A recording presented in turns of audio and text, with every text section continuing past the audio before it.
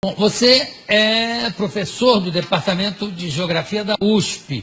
E o que é que você estuda especificamente? Climatologia, é isso? Climatologia antártica, do continente antártico, já há 20 anos. É só do continente antártico? É a minha especialidade, mas o resto também. Sim, não tem como separar. Claro. E você esteve na Antártida algumas vezes? 2 vezes já. O que você acha das teorias de que o aquecimento global está derretendo o gelo do continente? Começa que já nem é uma teoria, é só uma hipótese. Então ela não carece de prova científica.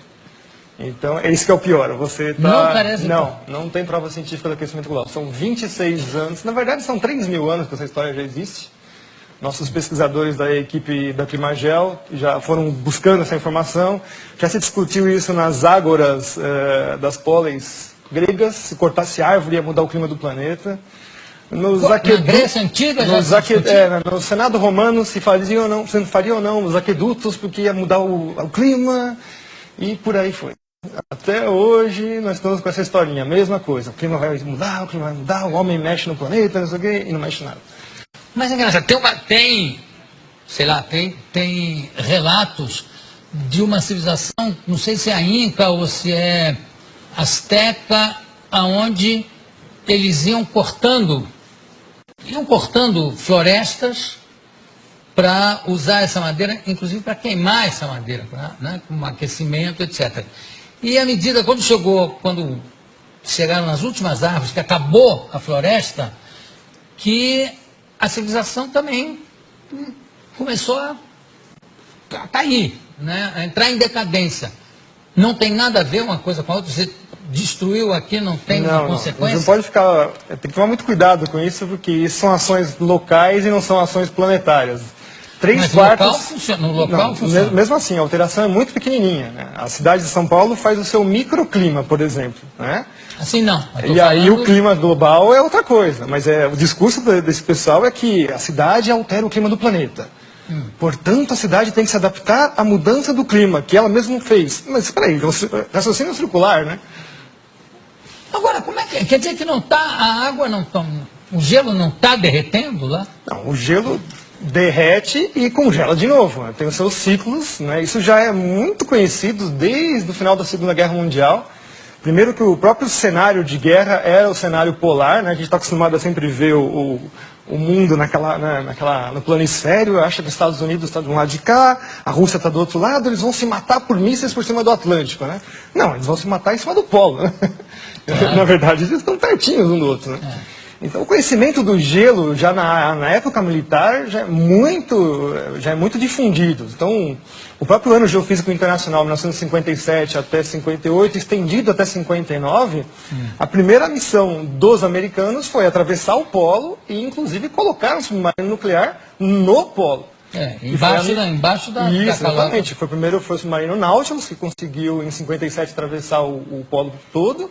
E o submarino Skate, ele conseguiu furar o gelo, quer dizer, eles já sabiam exatamente aonde estão as polinhas, que são as aberturas do gelo do Ártico, para poder colocar a arma de guerra lá. Então o clima e militarismo está sempre andando junto. Tudo está andando junto com o militarismo. Como é que é o negócio do nível do mar? Não está subindo ano? Não, o nível do mar continua no mesmo lugar. Tem essa história também. As calotas estão derretendo. Não. Primeiro que se fosse derreter alguma coisa, teria que ser a Antártida. Então, aí sim você teria uma elevação do nível considerável. Mas para derreter a Antártida, cara, para nós, você tem uma temperatura na Terra, assim, uns 20 ou 30 graus, muito mais elevado. Sim, mas a medição do nível do mar? Está subindo? Não, ele tem pequenas variações. Por exemplo, só o El Niño, que é um fenômeno completamente natural, varia o mar meio metro. E aí os piores cenários do IPCC, que é o painel intergovernamental para a mudança do clima, o pior cenário deles é 50 centímetros. Em quanto tempo? Em 100 anos. Mas não tem uma medição feita pelo Capitão Cook? Tem. De quando é? Acho que 1780, mais ou menos. E de lá para cá? No mesmo lugar. O nível do mar está no mesmo lugar. Então, que alívio que você me dá. Isso, nossa. Não, tem uma situação mais engraçada. Ah, Eu fui fechar minha conta num banco que se diz sustentável, essas coisas, eu odeio essa história, né? E, não, mas o senhor faz o quê? Eu sou professor de climatologia. O mundo vai acabar? É assim, as pessoas estão assim, apavoradas, o mundo vai acabar. não, a Mariana estava preocupadíssima, inclusive ela tampa tudo que é espelho até hoje, Por causa do aquecimento com medo global. de ver o reflexo do aquecimento global. O aquecimento global virou o bode expiatório para todos os males da humanidade. Bom, falando em aquecimento, e a famosa, não é a calota polar, como é o efeito estufa? Esse é o pior de todos, né? Essa é uma física impossível. Ai, eu estou tão contente hoje. Né? Quer dizer, o mundo terminar em 2012, nem pensar, né? De jeito nenhum. Tá. Então vamos para o efeito estufa. Como é O que é? efeito estufa é a maior falácia científica que existe na história, né? Primeiro que ele é baseado num conceito científico que não existe. A Ou Terra seja, tem essa temperatura porque ela tem atmosfera, recebe energia do Sol, tem uma interação com a atmosfera, e por lei dos gases, note, não é uma teoria, é a lei dos gases, pressão, temperatura, né, e volume.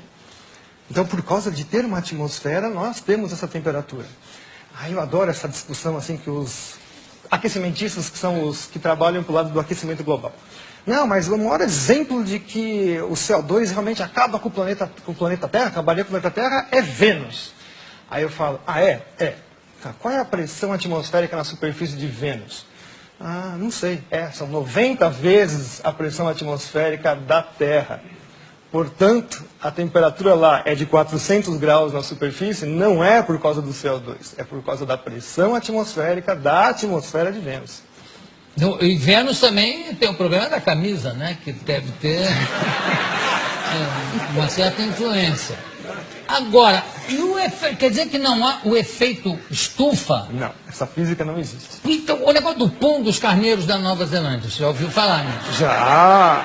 Não é que é uma quantidade tão absurda de puns Tem que vai coisas causar o interessantes. apocalipse, porque vai estourar com a calota não, como é que chama? Com a famosa camada de ozônio. Que Como não é é? existe, né? A camada de ozônio é uma coisa que não existe, né? Não existe? Não. Meu Deus, que alívio que eu estou hoje. Quer dizer que o carneiro pode dar pum à vontade. Eu sei que tem fazendeiros ensinando o carneiro a se segurar. Pode soltar. A história do ozônio é conhecida como, né, nos cientistas sérios, não esses aí que estão aí vendidos chapa branca, que a gente chama, né? Trabalham para governos, empresas, etc. E tal. Cientistas sérios, o próprio pai da coisa é o Dobson, que no ano Geofísica Internacional se propôs a ir para a Antártica justamente para saber qual era a variação do ozônio na calota polar. Ele já sabia que o ozônio desaparecia completamente na Antártida. E aí, de lá para cá, os caras desaparecem com essas informações e falam que é o seu desodorante que destrói a camada de ozônio. Nossa. Nunca mais eu pego um sujeito fedendo, que eu brigar com ele para botar um desodorante. Aí quando você vai ver o que acontece, é a quebra das patentes dos CFCs, os gases refrigerantes. Então, em 87, começam a terminar as patentes, elas começam a se tornar públicas, você não precisa mais pagar royalties para elas. Então, a indústria toda que detém essas patentes lança um substituto chamado HCFC, que é um organofluorclorado como qualquer outro, mas custa, né, o CFC passa a custar $1,38 o quilo, o outro passa para $38 o quilo. Mas a grande vantagem é que ele não funciona em nenhuma das geladeiras anteriores, ar-condicionado e tudo mais. Então, é extremamente sustentável. Você tem que vender, jogar tudo fora e comprar tudo novo. Hoje, as patentes vencem em 25 anos. Então, o discurso agora é que os HCFCs, milagrosamente, descobriram que ele também faz mal para a camada de ozônio e aquecimento global. Que alívio que a gente sente, né? Não, mas o melhor é o preço, que vai ser o substituto.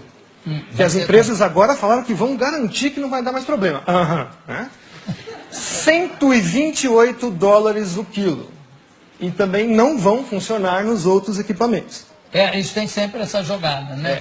Se vocês perceberem agora, mas não é só trocar o gazinho do refrigerante. Parques industriais inteiros têm que ser trocados, porque existem os sistemas de refrigeração central, caldeiras e tudo mais. Se vocês perceberem agora, todos os produtos estão passando a butano de novo. Os CFCs, quando eles vieram no final dos anos 40, 50, eles vieram justamente para resolver o problema de explosões em fábricas, porque é um gás totalmente inerte, não tem nenhum problema com ele.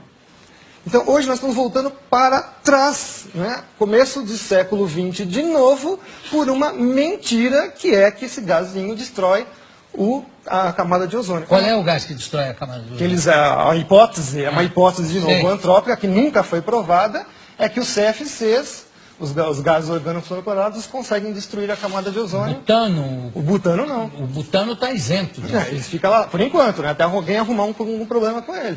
Tem uma coisa que me chama muita atenção, Ricardo, é que sempre que você vê o anúncio de um fenômeno astronômico, a queda de um meteoro, ou um fenômeno geográfico e físico, sempre é assim, a temperatura chegou a não sei quantos graus, que não acontecia desde 1920.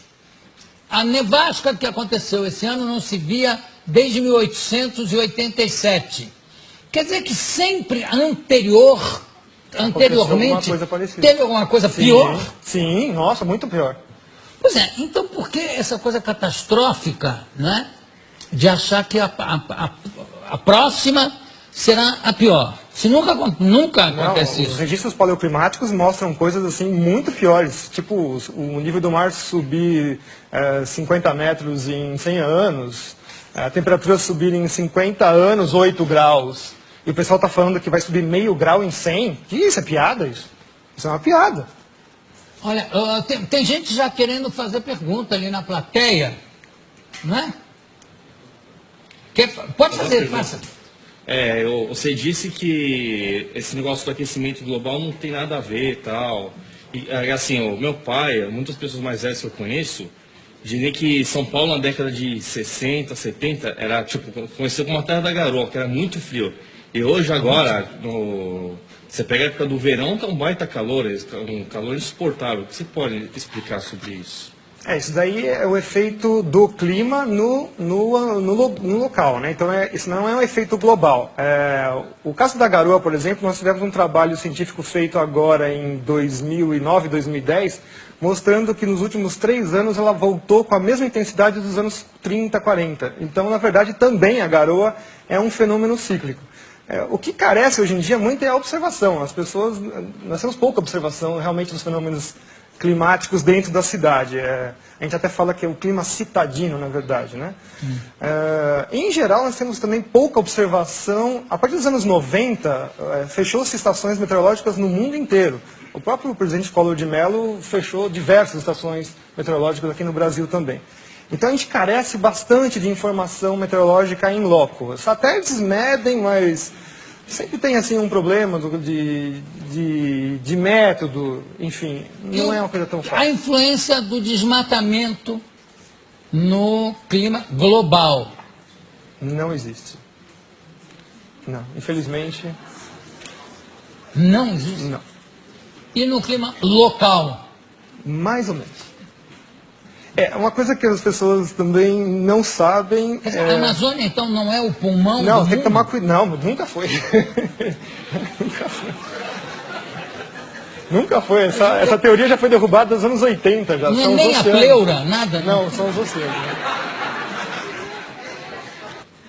E não tem influência, o desmatamento não tem influência no clima? Tem que tomar cuidado com isso, porque quando eu falo isso, significa que eu estou autorizando a destruir a floresta. Não, de forma... Mas a gente tem que tomar cuidado, porque o aporte do ambientalismo é esse contra as pessoas que falam, negam a hipótese do aquecimento global. Né? Então, você mistura tudo dentro de um saco de gatos. Você fala, tá vendo? Esse cara está autorizando a gente destruir a floresta. Não, a Amazônia está lá, não é para ser destruída. Aliás, eu acho que nem é possível destruir a Amazônia, porque grande parte dela está plantado embaixo, quer dizer, é embaixo d'água, você para chegar na raiz, seria, né? São 6.000 quilômetros desse novo aquífero que descobriram embaixo da Amazônia. Ganha do aquífero Guarani. Recentemente descoberto. Eu não faço ideia do que seja 6.000 quilômetros. Deve ser importantíssimo. Deve ter 6.000 quilômetros. Haja aquífero, mano. E o negócio da floresta, como é que é a floresta da chuva? Como é que é? Na verdade, assim, a gente tem que entender que quem manda no planeta são os oceanos. Aí, por acaso, existem continentes. São 3/4 da superfície do planeta com água. Então, a maior parte da troca de massa e energia com a atmosfera é feita com os oceanos. Então, de vez em quando, eles ficam com pena, coitadinho dos continentes, né? Aquela coisinha de nada, joga um pouquinho de água para eles. E se jogar um pouquinho de água para eles, já faz todos os desastres que a gente imagina. Bom, a principal entrada de água para os continentes vem na parte tropical, que são os ventos alísios. Todo mundo já ouviu falar, estudou na escola um monte de vezes isso daí. O próprio Kippen, que é uma das primeiras pessoas que estudou climatologia lá no século XVIII, XIX, né, começando esses estudos, ele falou assim, mas como é que eu vou estudar o clima, que a atmosfera é uma coisa que é invisível, altamente dinâmica e não dá para fazer nada. Bom, ele conseguiu verificar que a vegetação respondia ao clima.